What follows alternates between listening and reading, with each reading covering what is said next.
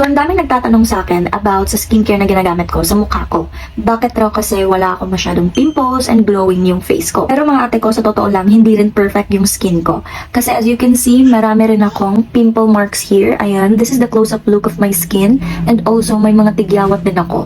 But today mga ate ko, ipapakita ko sa inyo yung isa sa mga skincare na ginagamit ko. So, I am using this toner pads from Just Skin. I really love their toner pads. Kaya Just Skin, baka naman, paubos na yung sa akin. Charis. Kasi simula nung nauso talaga yung mga toner pads, ito na talaga yung ginagamit ko mga ate ko.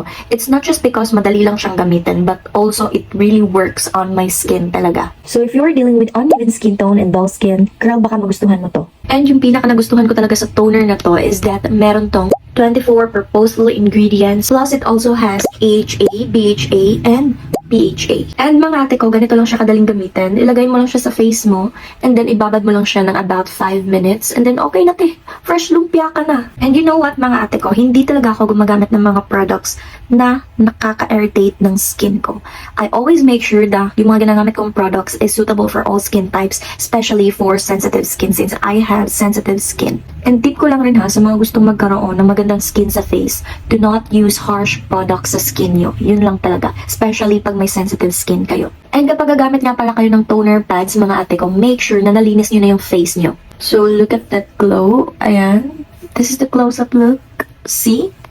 Diba sabi ko sa inyo, fresh lumpia na kayo pagtapos yung gamit nito. Meron na tong 60 pads ha. And hindi ka magsisisi girl kasi sobrang juicy ng bawat pads nito. Tingnan mo. See? Isang pad lang yon. Just look at my skin after using the toner.